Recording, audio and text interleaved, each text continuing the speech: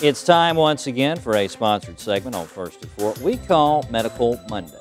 On most Mondays, I talk to one of our sponsors from the medical community about the services that they provide. My guest today on Medical Monday is John Cormier from Aptor Physical Therapy. We're going to talk with him about proper lifting. John, good to see you again. Good to be here. Absolutely. So we're going to talk about picking things up and doing it the right way, correct? Yes, we see a lot of people, a lot of back pain problems that we deal with, and some of that is just people not knowing how to lift properly. And so I was hoping maybe we could just show a few pictures and educate some people, maybe prevent some back pain out there. All right, now what is the young lady here doing wrong? Everything, pretty much. Oh, wow, okay. So they're bending over at the waist as opposed to bending their knees and dropping their behind down, lifting with their legs. This is a surefire way, even if you're not lifting something heavy, to create some back strain. So what she's doing is, instead of utilizing her legs and other parts of her body, all of that stress is on her back, correct? That is correct. Yep. All righty, super. Now we've got a right way to do this, I'm assuming. Yep.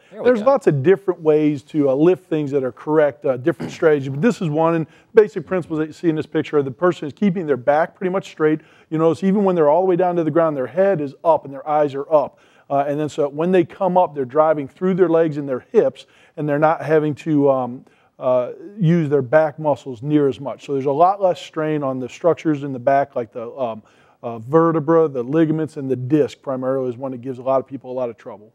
Now, whenever you're lifting a box or something heavy like this straight up from the floor, does this feel natural, or is it something that you've really got to sit there and think about? Okay, here's a box, I'm going to pick it up. I need to make sure I pick it up right. Yeah, it's some of it's habit, but most time, like when we get people in the clinic, we're going over lifting things. If it's real light, they'll use horrible form. But when they go to pick something up, it's a little bit heavier.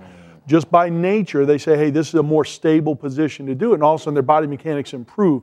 So I think maybe part of it is disciplining ourselves, even if it's something light or inconsequential, still using good body mechanics, and that'll decrease the amount of strain we put on our back. There we go. And speaking of good body mechanics, I think we've got one more correct way to lift things to show the folks at home. And this one has to do with the sport, right? Well, they call it a golfer's lift, and simply it's just if you have to pick something up that's light and it's down to the ground, let's say maybe you can't lift, can't squat down, you got bad knees or hips, bracing one hand and kind of kicking a leg back up as you reach down to pick something off. It's something you can grab with one hand. Again, is a lifting technique that will decrease strain on the back, and you see a lot of golfers, they'll lean on their putter and get the ball out of the cup this way. So if you're getting something out of a trunk of a car, this strategy might work well. Wow, so this is probably the most common type of lifting that people would do. You drop your pen at work, or you bend over to pick up some trash, something like that. Just little things like that. You wouldn't even think that would even count as lifting, but it is, isn't it? It is, and I can't tell you how many people we see in our clinic every week that hurt their back, and when you ask them, well, what happened, they're just reaching over to pick up a pair of underwear off the floor. Typically it was nothing heavy, but a little bit of a twisting movement with that. And because it was so small or light, they just didn't think much about using good body mechanics, bending their knees, or taking advantage of that golfer's lift that we showed. There you go. And whenever you do find yourself in a situation where something like this, very similar, has happened to me in the past, where just going through your daily routine, and the next thing, so what do you do? How do you guys treat that? There's 3 different kind of interventions that we'll use in physical therapy. Manual therapy, so hands-on, working on the soft tissue, massage, joint mobilizations to kind of restore movement and function. We have pain relief modalities, things like heat, electrical stimulation, but probably the #1 intervention physical therapists use is exercise.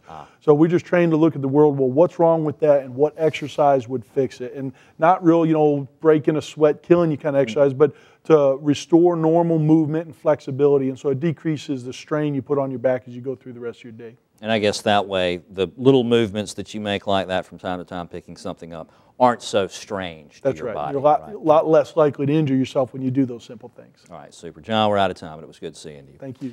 If our sponsor sparked your interest today, then you can give them a call down at Aptor Physical Therapy. The number's 205-345-4441. You can find out more about them online at aptorrehabservices.com.